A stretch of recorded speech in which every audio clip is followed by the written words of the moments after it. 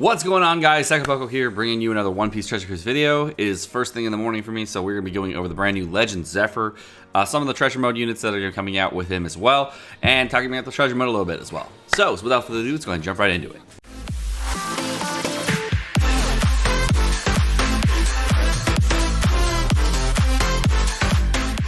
Alright guys, and the first unit of the day is going to be the brand new Legend Zephyr. And Legend Zephyr is going to be a fighter and shooter character. Fighter. Okay. I get it. Makes sense. The artwork is kind of cool. I like the way he's like punching out and there's like a lot of lightning and stuff. It's all cool. I like that. It's nice. I think he's definitely the most well-designed Zephyr in the game, that's for sure. Alright, so he is a 1.7. He's going to be a 1.75 treasure map point booster on this treasure mode. His captain ability is when the team consists of 6 shooters, boost the attack by 3.9 times with a matching orb and 3.25 otherwise, and reduce all incoming damage by 10%. That's really good. I mean, can't say it's bad. It's really good. Yeah. Exciting. All right. Special ability is cut the HP of one enemy by 30% and add 2 turns of 50 times attack and top of tap timing bonus. It has typeless damage and change all orbs, including block orbs, for shooter characters into matching orbs. So, Rip Kizaru, Rip Boa. They both doo-doo now. I mean, Zephyr, obviously the better choice. There's almost no reason whatsoever to use either of those, and Kizaru does not change block orbs, and neither does Boa. So, I mean, he power creeps them in every way possible. Yeah. So, obviously, this is a great unit.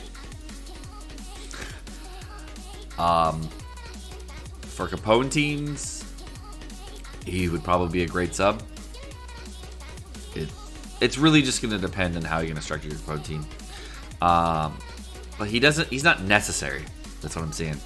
As a sub, you're not really going to use him. I mean, Rip Kizaru, obviously, because, you know, he's better. But if you have Kizaru, it's fine. The only thing he really does provide beyond that is the 30% HP cut, which is pretty nice. The 2 turns of 50 times attack and tap timing damage is really only good against like attack down enemies, and that doesn't happen too often.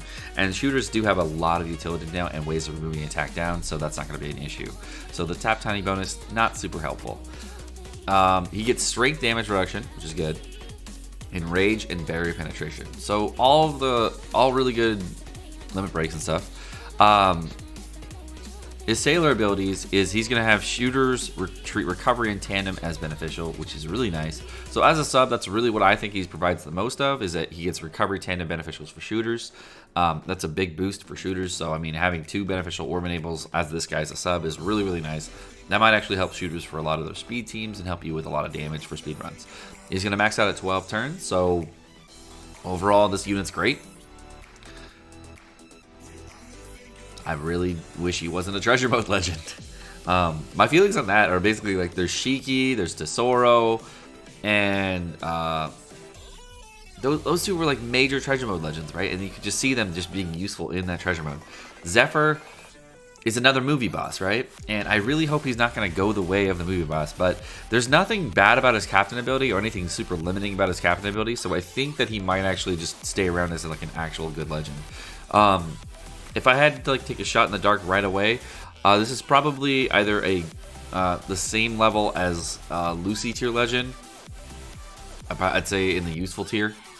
He's definitely close to God tier, maybe God tier, I don't know. But his kit has no bypassing mechanics except for the innate barrier penetration.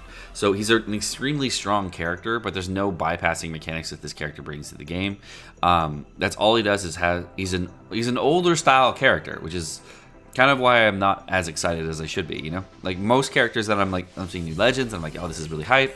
He's extremely good, but the problem with Zephyr, which is what's the problem with any like really high attack normal legend now, is they don't provide anything else but that attack. And what we've been seeing for the top tier legends lately, for the characters that easily clear content, have no problems clearing content, they have bypassing mechanics, things that help them get around mechanics. And Zephyr doesn't have any of those things, except for being able to shuffle block orbs. So, I I can't really say I'm a fan. He's good, but I mean, I don't really see any major improvements against like using Kizaru, you know? Like what am I getting out of this character that I'm not getting from Kizaru, really? I mean, they're different characters obviously for subs, but like what am I getting? If I had Beijing as a captain, I mean, yeah, but now I guess the option now that I do have, which is nice, is now I can run a Beijing friend captain with my Zephyr captain. I guess that would be a great option to have if I don't have either of the shooter legends. Then I'm kind of up doo-doo creeks, but Alright guys, and the next unit we're going over is going to be the brand new Ain for treasure mode. It's going to be an int unit just like Coliseum Ain. She's going to be a shooter and slasher character. And I don't know why she's slasher. Why would she be slasher? Wouldn't that be like a cerebral thing? Or oh, whatever. She's slasher. Screw it. Moving on. Her captain ability is doo-doo. She's going to be a 1.5 times treasure mode booster. Her special ability reduce 2 turns of defense up, percent damage reduction on all enemies, and reduce 2 turns of binding despair when the crew has percent. Oh, and then when the crew has percent damage cut, then heal 20% of max HP, otherwise reduce incoming damage by 70%. So the percent damage cut is basically like, I'm guessing when the enemy has percent damage cut, or when the crew has that percent damage thing. So I don't really understand what it means by when the crew has percent damage cut. Does it mean like when you use an HP cut, when you have the HP cut per turn buff, when you have the end of turn damage buff? Like, I think that's what it means. I think what it means, like, if you guys have an end of turn damage buff or an end of turn HP cut buff on your team, then it'll heal. And then otherwise, it's going to be reducing all incoming damage by 70%. So, objectively, this Ain is actually pretty good, just as a unit. I mean, this is one of the best treasure mode units I've seen in a minute. So, yeah, like that's like this is actually like a new batch level unit. So this is pretty cool. Removing 2 turns of defense up and percent damage, as well as reducing 2 turns of binding despair. That's all pretty good. That's pretty solid. I mean, yeah. And then she comes out with double special as well as barrier penetration. So if you do get her completely maxed out, being able to go use that special twice and removing up to 4 turns of defense up, as well as 4 turns of percent damage reduction, 4 turns of bind, and 4 turns of despair, all really good. And then you can heal like twice, or you can use damage, reduce incoming damage by 70%. So yeah. Oh, when crew has the damage reduction. Oh, I'm stupid. I'm so stupid.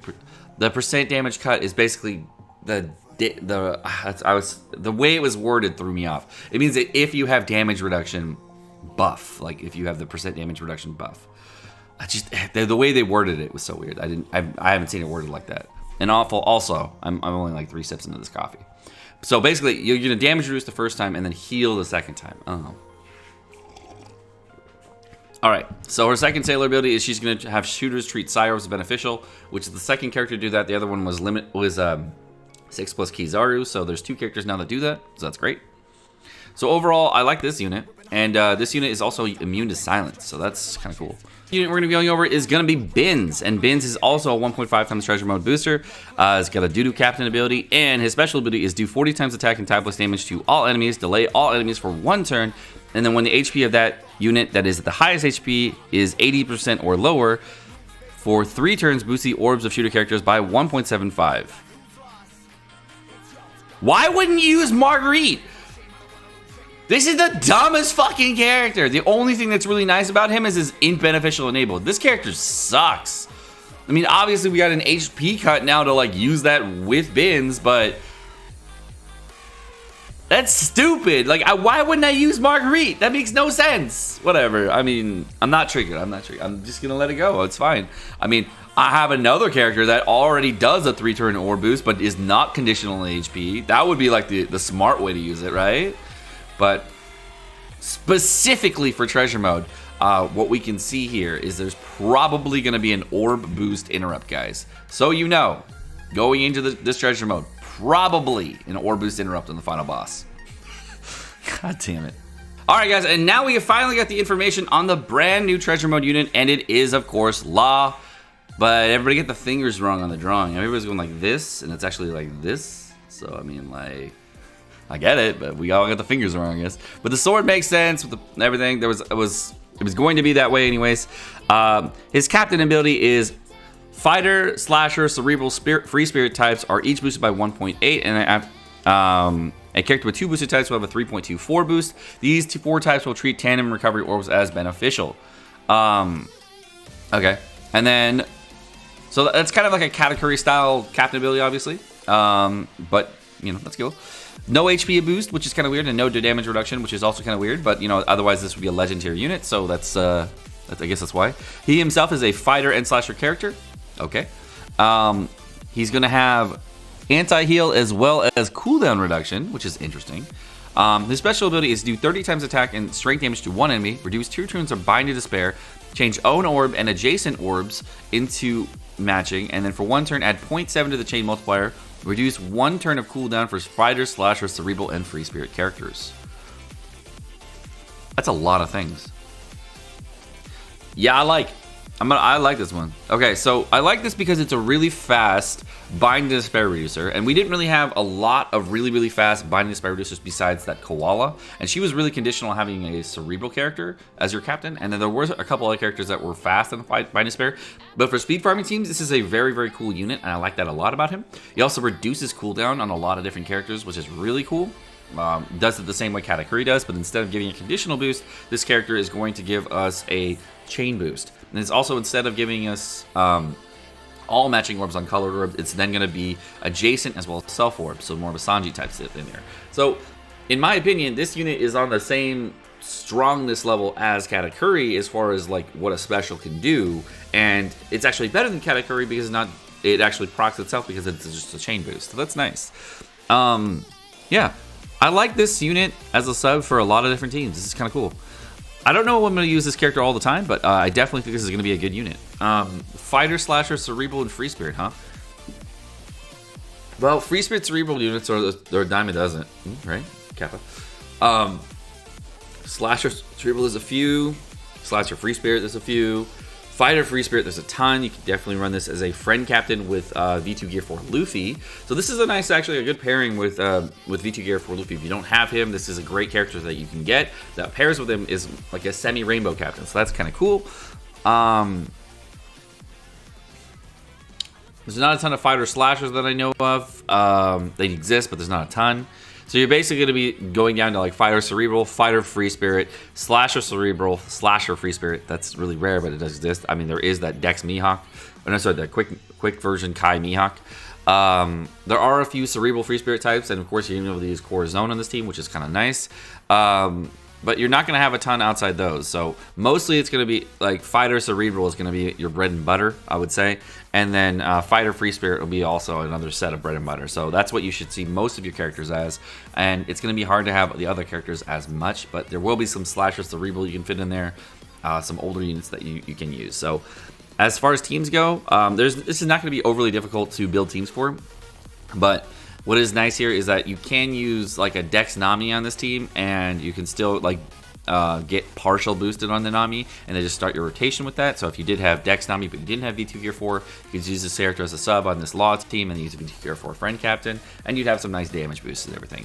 And I like that. This kind of gives you like a little bit of more of a gateway legend, gateway treasure mode character. So there's a lot of nice things about treasure mode Law. I don't really have any problems with him. I like him. He's cool. Alright guys, and then we got the images for the banners for the treasure modes. We know the boosted units on each day. For day 1, you can see here we got the Zoro and Shiki. Day 2 is going to have Big Mom and Jinbei, and then part 3 is going to have Beige as well as Brook Legend. So those are the boosted legends that can have on the banner for those days. Part 1 is going to be from the 8th through the 10th. Part 2 is from the 10th to the 12th, and part 3 is from the 12th to the 14th. We don't know a ton about the boosted units on each different day. We're probably going to get that information tomorrow, and I'll go ahead and do a whole video on that as well. But just so you know, the starting part of the Sugo Fest, it's basically going to be the first multi is 30 gems, the second multi is all gold, the third multi is going to give you a guaranteed legend, the 9th multi is guaranteed legend, and then the 6th and 12th multi are going to have guaranteed rate boosted legends. So you're going to have, if you do up to 6 multis, you are going to get a guaranteed rate boosted legend, but there's probably going to be at least like 5 to 7 rate boosted legends at minimum. So just know that's going to be a decent pool. And then the banner units might have a slightly higher rate, or they might have the same rate. So we just don't know there. Alright guys, my name's Sekapoko. Thank you so much for watching. Hope you guys enjoyed this video. If you guys did, of course, like, subscribe, all the fun stuff there. If you guys need more content and you need to know what to do as a newer player, go ahead and check out my Discord in the link in the description below. Helps you out in understanding exactly how you can pick for things and what you should do at early game and what you need to know. So if you guys want to check the last couple videos, they are right over there, and you guys have a great rest of your day. Peace.